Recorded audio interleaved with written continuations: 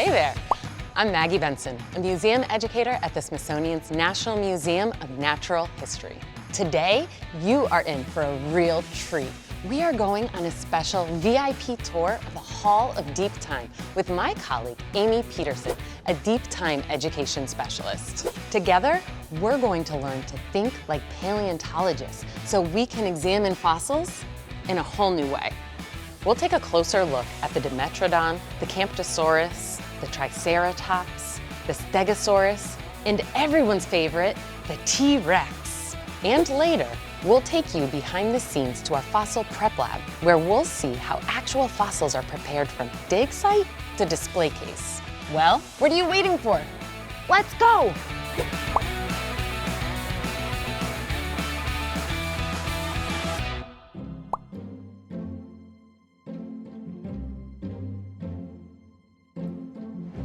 Hey, Amy, what are you up to? Hi, Maggie.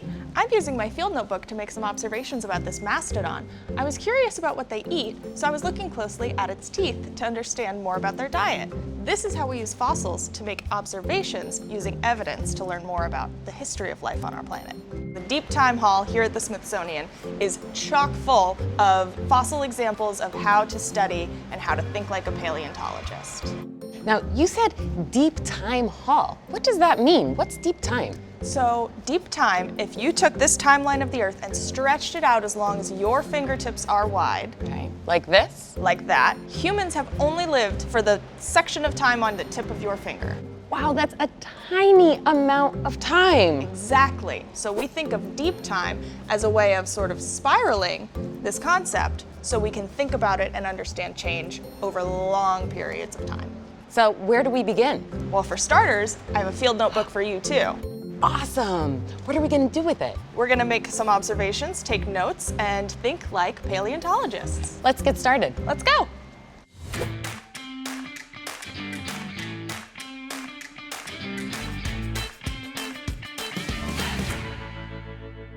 Dimetrodon grandis lived between 283 and 274 million years ago. This is one of the larger dimetrodons, though there were some that are bigger. Dimetrodon grandis was 10 feet long and it weighed as much as 550 pounds. And this animal gets mistaken for a dinosaur quite a lot, but it actually lived millions of years before the first dinosaurs even existed. Is that something that a lot of people know, that there were a lot of really big animals like this before dinosaurs?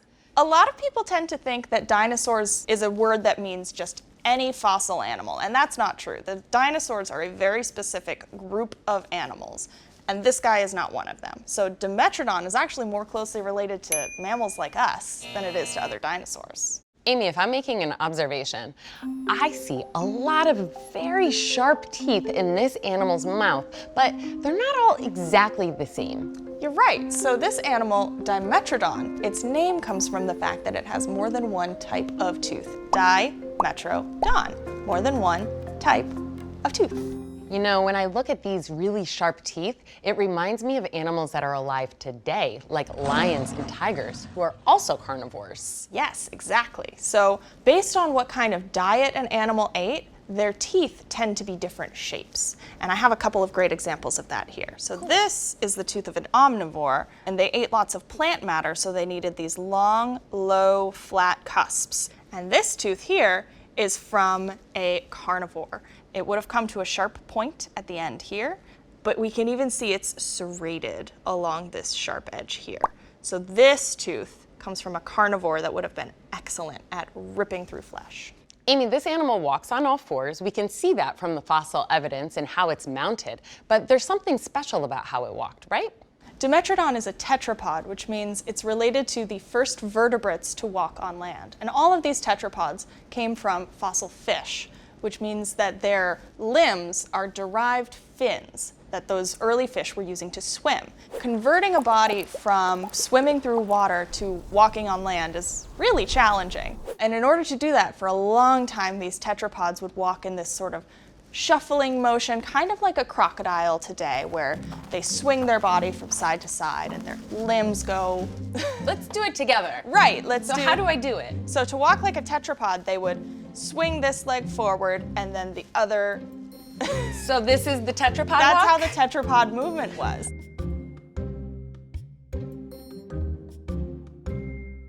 So the dimetrodon is a group of animals known for having this big, beautiful sail, but we have no idea what they used it for.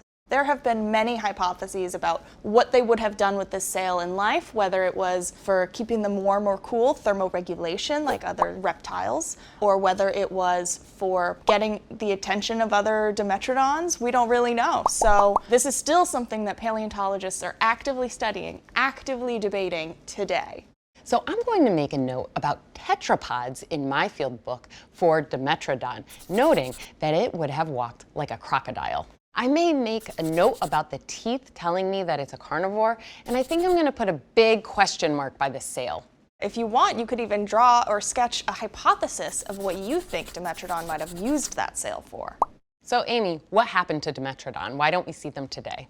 Well, all of the dimetrodons went extinct right around 270 million years ago, more or less. The end Permian mass extinction event was the single largest mass extinction of our planet's history.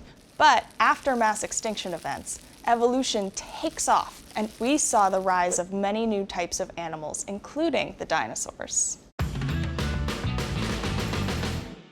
Okay, Maggie, so we've jumped 100 million years ahead, and we are now in the age of dinosaurs.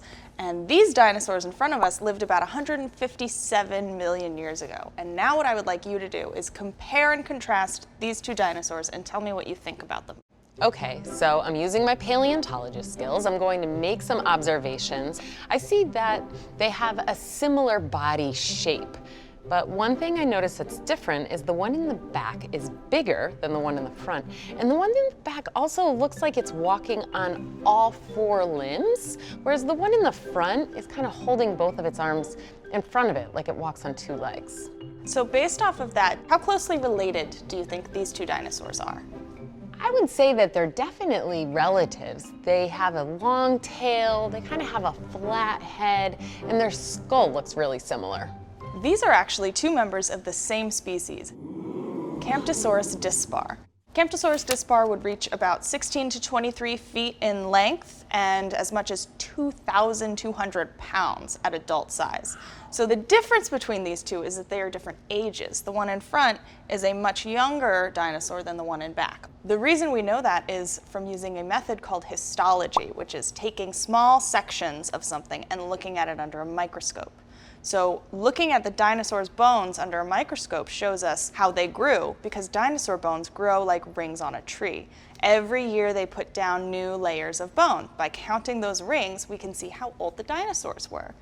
What else can paleontologists learn about dinosaurs, and these dinosaurs in particular, by comparing two of the same species at different stages in their growth? Well, we can learn all kinds of things. For example, with these two camptosaurs, as juveniles, they probably walked on two legs because they were small and light and able to support their body weight with just two legs. But as they grew larger, because they are herbivores, they had a very large, extensive digestive system. And that digestive system would be really heavy, so they probably would no longer be able to support their body weight on just two legs. So as they got older and larger, they would start walking on all fours again. All dinosaurs hatched out of very small eggs. Even the largest dinosaur eggs would have been the size of a football.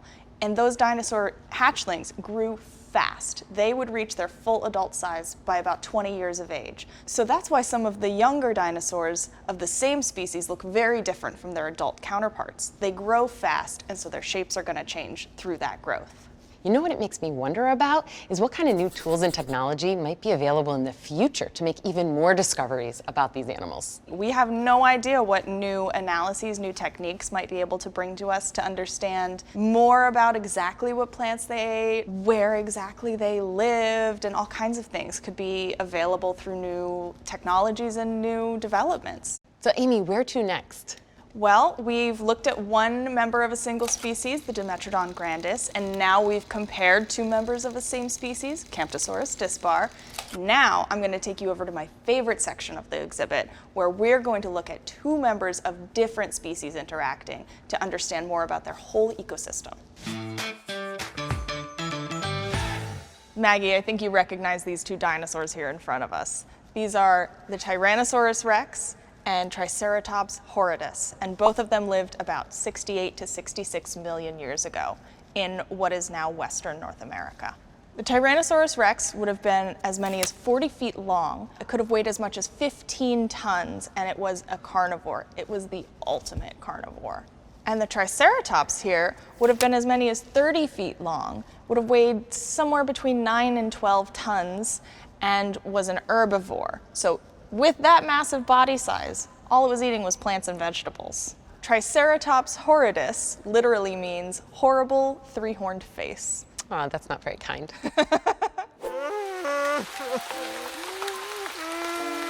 But this mount, the way that these fossils are set up, is very different than the other ones we've seen. So when we designed this display and mounted these animals this way, we left it open to interpretation about whether this T-Rex was hunting this Triceratops or if it was scavenging an animal that was already dead. So when you draw in your field notebook, I would like you to hypothesize about whether you think this T-Rex has just successfully hunted a living animal or if it won the lottery and found a Triceratops lying on the ground. And in your hypothesis, I would also like you to sketch whether you think this Tyrannosaurus rex had feathers or not, because other close relatives of the T-Rex we know had feathers, but we aren't sure yet if Tyrannosaurus rex themselves also had feathers. So what would it have been like to actually get chomped by a T-Rex? Well, I can tell you it wouldn't have been fun. As an example of exactly how strong this T-Rex's bite was, I'm gonna have you do a little demonstration with me. Okay. Now, I want you to take your fingers, put them on the sides of your head like this, and we're gonna chew up and down. Do you feel that muscle moving? Yes. That's called your temporalis muscle, and those are some of the muscles that in humans generate our bite force, how much force we can put onto food when we chomp down. Now in humans we can generate about 160 pounds per square inch of bite force, which isn't nothing, but it's relatively low. Tyrannosaurus rex could generate over 12,000 pounds per square inch of bite force pressure. Most paleontologists agree that Tyrannosaurus rex had the strongest bite in the entire history of life on Earth. And they're able to understand how strong that bite is by this fossil evidence and the skull of this animal. Exactly. They can understand how strong that bite force would be, not only by looking at the musculature, but also from looking at the shape of the mouth in general. The ultimate trait of the Tyrannosaurus rex for hunting is their massive teeth. This isn't even the largest of a T-Rex tooth. Wow. So they would have had a sharp edge on the back. Many of their teeth would have also been serrated along that back edge, and they come to this fine point. So this point here is where most of that bite force that I was telling you about comes from. We've been looking at fossils that are carefully reconstructed and artistically displayed in our museum cases, but they don't always come out of the ground looking like this. When they're excavated, they look a little bit more like this. Amy, this looks a lot different from all the other fossils we've seen today. You're right. This fossil is actually presented in the exact positions that all of these bones were found in when excavators originally discovered this dinosaur. Wow, and how old is this specimen? So this is Stegosaurus stenops. They lived about 157-ish million years ago, and this particular fossil was discovered in 1886. Stegosaurus stenops would have been about 30 feet long at full size. They could have weighed over 5,000 pounds. The name Stegosaurus actually means roofed lizard. I can see why. So stegosaurs were herbivores, and this one in particular was a pretty large herbivore. They probably ate low-lying vegetation because their heads and necks, their posture was quite low to the ground, so they probably couldn't have reached very high. They weren't feeding off tall tree branches. This specimen gets the nickname roadkill from its rather jumbled and crushed appearance. But this one in particular is very special because this is what's called the type specimen for its species, Stegosaurus stenops. And the type specimen is the first registered member of a species. So the name Stegosaurus stenops is forever tied to this exact fossil, and we would not have that species if not for this fossil. So I'm thinking if I left my lunch in my backpack for a little while, my peanut butter and jelly sandwich is gonna look really bad after a couple of days, really smushed. Pretty gross. But this animal, roadkill, was preserved in rock for over 150 million years. And I have to say, he looks pretty good. I absolutely agree. I think that the process by which fossils are formed is kind of similar to the way that things get squished in your backpack, you know? If you throw in a sandwich and then put more sandwiches on top and then you put your math textbook in, all of a sudden you're going to end up with a squished pile of sandwiches. But paleontologists are very good at unsquishing those piles and getting at the information packed in all the layers of that sandwich. And the power of a field notebook to be able to record all of that information before taking it out of the ground so that it can be reconstructed seems like a really special thing to do.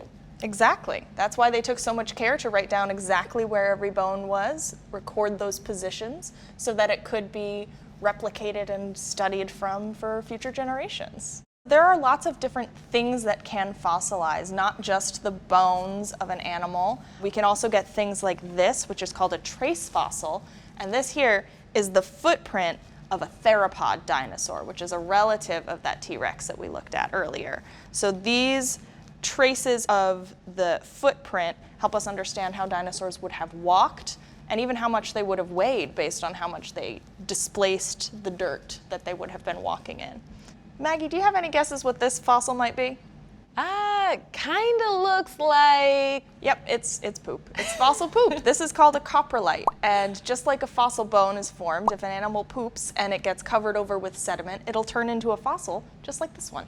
Now, I know that in my field notebook, I plan on making a sketch of roadkill, and especially the plates along the back. It might be a good idea if you draw in the bones that you think are missing here to imagine what the full skeleton would have looked like.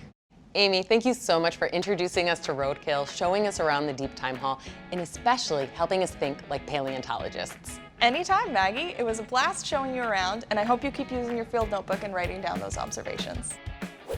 Today in the Deep Time Hall, we've seen a lot of fossil evidence, animals mounted as if they're alive today. But how did they get here? For that, I want to introduce you to my friend Michelle, who prepares fossils for exhibit. Hey Michelle, thanks for having me.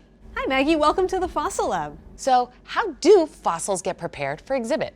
Well, it all starts here in the laboratory. We take the fossils that we excavate from the field, and they're usually encased in a big block of rock with plaster on the outside to serve as a protective shell. We cut open that shell to expose the fossil in its original matrix host rock, and then we use a series of tools and some special microscopes to help us clear that matrix away and expose the fossil as fully as we can.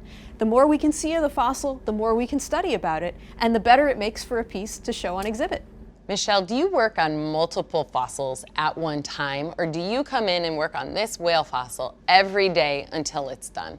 That sounds really boring, doesn't it? So we work on multiple projects at the same time, and if you look around the lab, you'll see that there are lots of different projects that are going on in the lab here. We have lots of different people, volunteers and staff, that are working on all of these projects at the same time, and it puts a little bit of a variety in our workday. And it's also good for our brains to be able to switch off between multiple projects during the day. When you're done preparing a fossil, are you the team that actually mounts it in those lifelike positions that we saw in the Deep Time Hall? Yes, I'm very proud of the fact that my colleagues and I helped to work on a lot of the specimens that are on exhibit in the Deep Time Hall. It was a really, really exciting project, and I learned a lot because I hadn't had the opportunity to do that kind of work before. To not only prepare these fossils, but create supportive structures for them so that they could be mounted on exhibit and still be kept protected and safe so that they can still serve as scientifically important objects as well as things that are really interesting for people to come and see. It sounds like you need a lot of different skills to prepare these fossils. Is there anywhere that you record these observations to help you do your work? My most important tool, it's my notebook. If I don't write it down, there's no way that I may be able to remember it in the future, and my notes are a great reference for anybody who wants to, many, many years from now, come back and read through what I was doing, what I was discovering. I get to be the first human being that sees this fossil when it's exposed, when I clear away the rock and clear off that fossil for the very first time. By writing down my observations and by taking plenty of pictures, I'm creating a record of information in place of the rock that I am removing. You know, we've been learning about using field notebooks today to be a paleontologist, but this is a whole new dimension where you share that field notebook with other people so that they have the same information to be able to find patterns and maybe your own notes to what they're seeing one day. It's true, there's no such thing as unimportant information. It's almost like a diary. People can go back through and read day by day what I was discovering and what I was thinking if I was questioning, what kind of bone is this? Maybe I wasn't sure a couple of months ago. And they can walk back through the process by which I figured out, okay, it's this part of the skeleton. That's a really important part of scientific discovery. Michelle, thank you so much for giving us this behind-the-scenes look at the fossil lab and how you prepare fossils for research and for exhibits. It's been really cool. You're very, very welcome. Thanks for visiting.